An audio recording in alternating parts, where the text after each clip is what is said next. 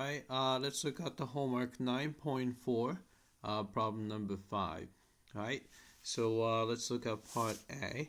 Plot the data and use the plot to estimate the carrying capacity M for the East population. Alright, so let's do that with GeoGebra. Alright, so I'm gonna just type in the time, so it's a 0 and 2, 4, 6, 8, 10, 12, 16, and 18. Alright, then right, corresponding population 18, 39, 80, and 171, 336, and 509, and 597, 640, and 672. Right? Then I'm gonna just highlight these. Right? Then right click, then create and list of points. Right?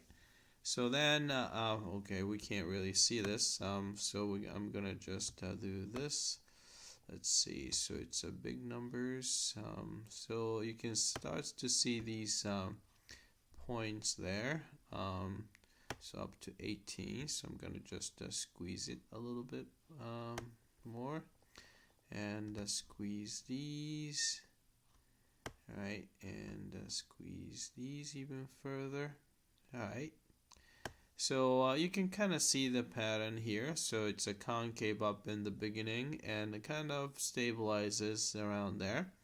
All right, looking at that and plot the data, use the plot to estimate the carrying capacity. So it's a carrying capacity is going to be around 700, but the choice is 680. All right, so I'm going to use that. All right, then I'm going to check the answer first. All right, submit for testing. Alright, I came back and looks like we got the part A correctly. Alright, use the data to estimate the initial relative growth rate. So that's the K value. Use the first two data points. Alright, so let's do that. Alright, remember that, for logistic curve, dP over dt is very close to KP for small p, right? So if you use the initial value, so initially it's only 18, so you can see that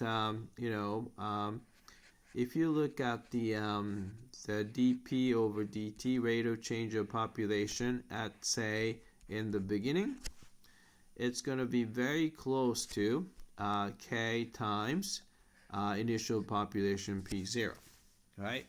So by dividing through by P0, K is going to be very similar to 1 over P0 and dP over dt at t equals 0, right? But it says that use the first two data points, so which means that we have the first guy is 0, 18, and the second guy is 2, 39. So these guys, right? All right. So what we can do is here, right? 1 over. Right, P0 is definitely this guy right here. So that's 18. Right, but I'm going to approximate the rate of change using the average rate of change, which means that it goes from 18 to 39. So I'm going to do 39 minus 18.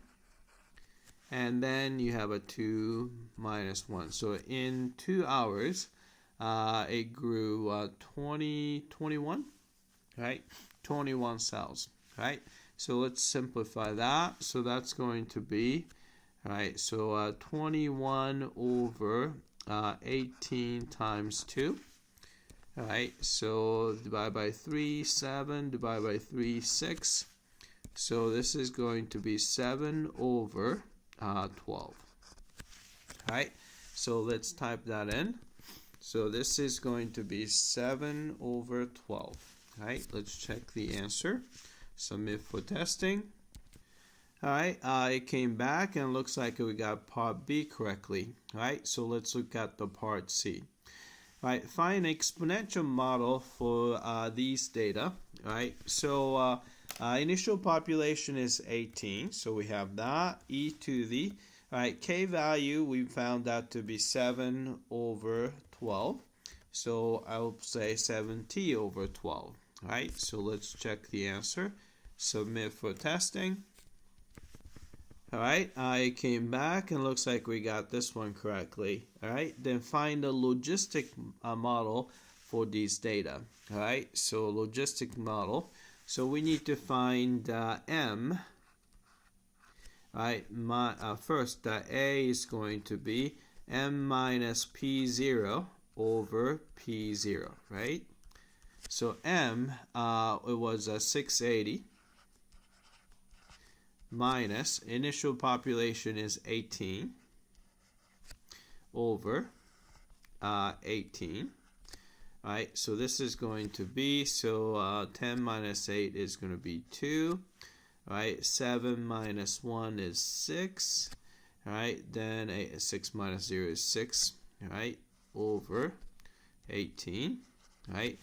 Is that one nice number? So that divide by 2, so it's 9 divided by 2, 331. All right. So this is going to be 331 divided by 9. All right. Then so we have P of T. Let's see, P of T for logistic model would be, all right, M is 680. All right, divided by 1 plus, all right, 331 over 9, e to the negative. K is 7 over 12, so 7 over 12 t. All right, I would probably multiply top and bottom by 9, so it's going to be, all right, so it's 9 times 0 is 0. Let's say 8 times 9 is 72. And 6 times 9 is 54, so 61. All right. Then you have 9 plus 331 e to the negative 7 over 12 t. All right, so let's type it in. So it came out to be 6120 over 9 plus 331 e to the negative 7t over 12.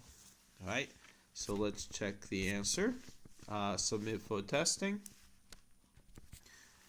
All right, I came back and looks like we got this one correctly. Part D, compare the predictive values with the observed values both in the table and with graphs, and you can do that. Use your logistic model to estimate the number of yeast cells after 9 hours. All right, so let's use GeoGebra to compute that. All right, so I'm going to just define P of, I'm going to use X. Actually, I'm going to actually go ahead and find the value. So it's a 6120 divided by, all right, 9 plus 331 e to the negative 7 times 9 years, so t is 9, divided by 12. All right, so hit enter. All right, So round to the nearest number of cells. So it's 570.